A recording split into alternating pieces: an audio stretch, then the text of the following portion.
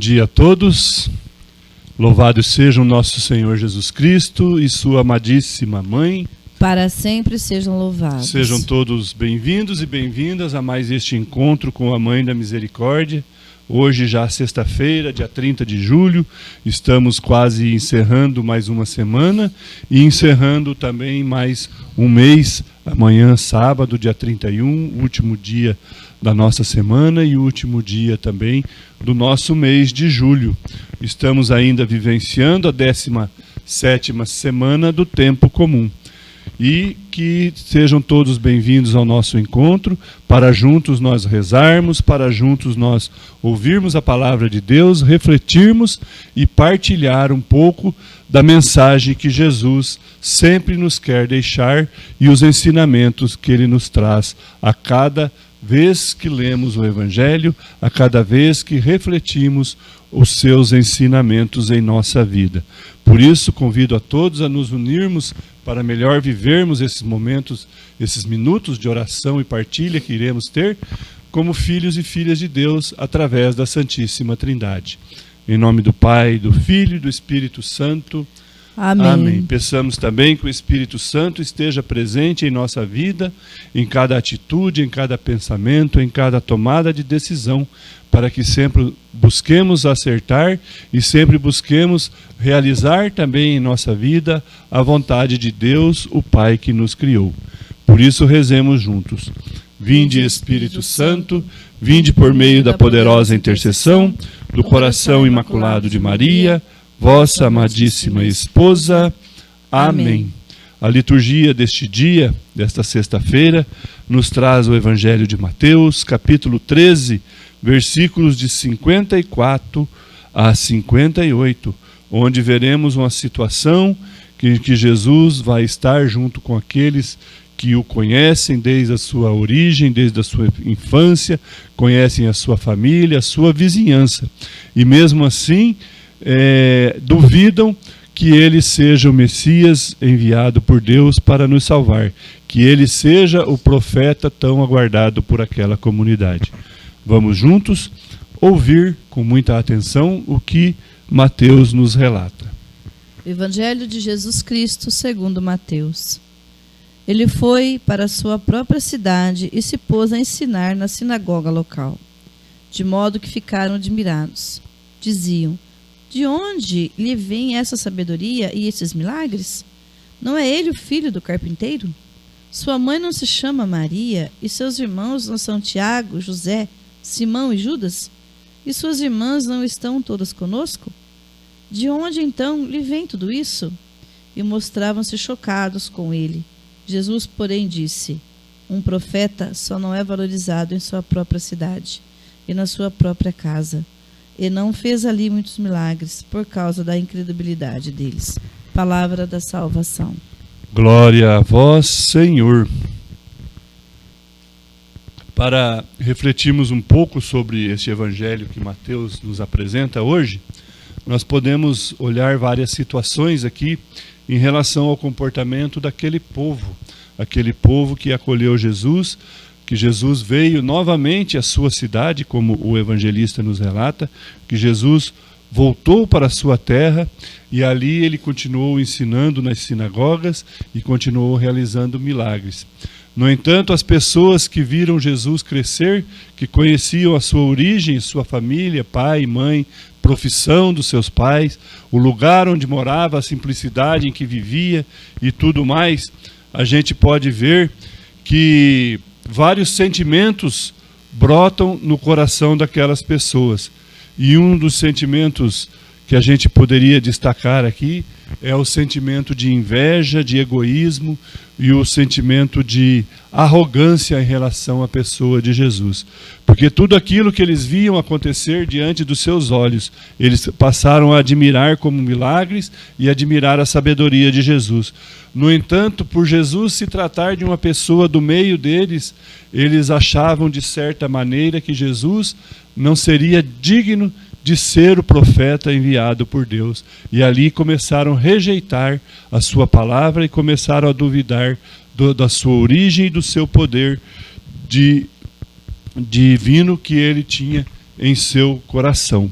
Jesus foi ali maltratado, foi colocado em xeque as suas ações, porque eles mesmos se perguntavam: ele não é filho do carpinteiro? Carpinteiro era uma profissão humilde, mas muito digna e muito honesta, que qual José trabalhava. Também perguntavam: as suas irmãs não moram conosco? De onde vem tudo isso, então? Porque se ele é do meio nosso, se ele é um igual a nós, como ele pode ser digno de estar realizando tantas coisas em nome de Deus e de se dizendo ser o profeta que Deus havia mandado para salvar o seu povo? E por isso, conforme o evangelista nos relata, eles ficaram escandalizados. Eles ficaram escandalizados porque achavam que Jesus não deveria estar ali pagando de santinho no meio deles, porque eles eram iguais a ele.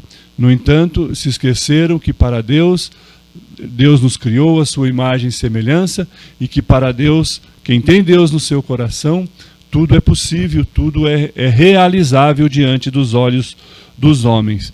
E Jesus, indignado de certa forma com toda essa atitude, responde a eles que um profeta não é estimado em sua própria pátria e nem em sua própria família, ou seja, ele é rejeitado. De repente, meu irmão e minha irmã, nós podemos conhecer alguma situação de algum irmão, de alguma irmã nossa que possa ter passado por esse tipo de coisa.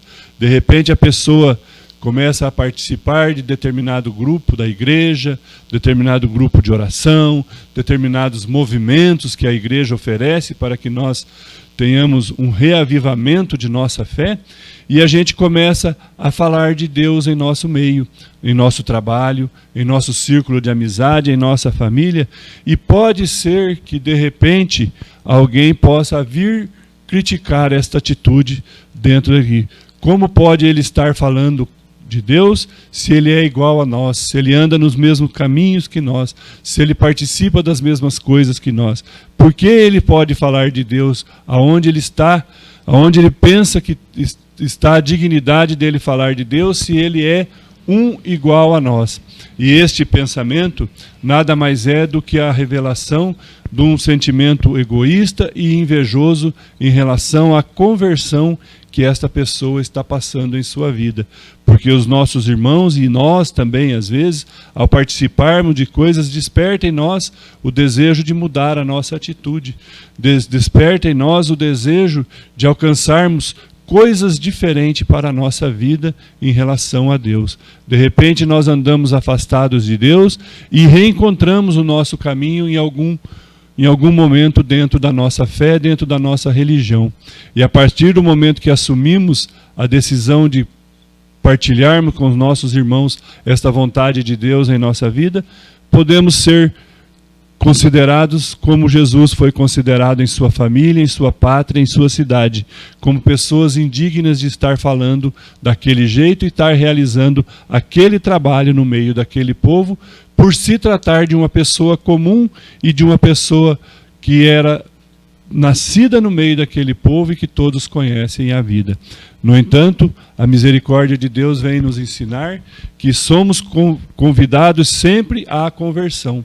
E a cada momento, Deus usa dos seus instrumentos, que somos nós, para trazer até nós a sua oferta de conversão. E nós devemos estar com o nosso coração aberto e libertos desses sentimentos de orgulho, egoísmo, inveja e tudo mais que nos atrapalha a seguir o caminho de Deus.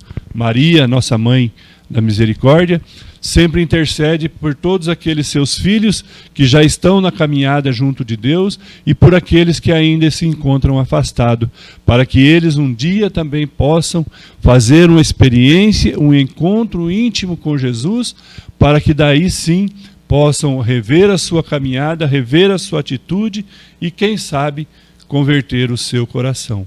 Peçamos sempre que nossa mãezinha nos proteja, que nossa mãezinha nos guie e que ela nos defenda sempre de todos os males que o mundo tenta colocar no meio do nosso caminho. Amém? Amém. Irmãos e irmãs, rezemos juntos agora a oração que Santa Faustina compôs para a Mãe da Misericórdia. Maria, minha Mãe e Senhora, entrego-vos a minha alma e o meu corpo, a minha vida e a minha morte, e tudo o que vier depois dela. Deposito tudo em vossas mãos, ó minha Mãe. Cobri a minha alma com o vosso manto virginal e concedei-me a graça da pureza do coração, da alma e do corpo. Defendei-me com o vosso poder de todos os inimigos, especialmente daqueles que escondem a própria maldade com a máscara da virtude. Ó lindo lírio, vós sois para mim o espelho, ó minha Mãe. Amém. Meu irmão e minha irmã, terminamos aqui o nosso encontro com a Mãe da Misericórdia desta sexta-feira. Fiquemos todos com Deus, obrigado pela sua companhia e não deixe de deixar o seu like, a sua curtida, o seu joinha na nossa página no YouTube Devotos de Santa Luzia e também no Facebook. Peçamos as bênçãos de Deus Pai Todo-Poderoso por intercessão de nossa Mãe Maria, nossa Mãe da Misericórdia. Ele, que é o nosso Pai, vai nos abençoar. Em nome do Pai, do Filho e do Espírito Santo. Amém.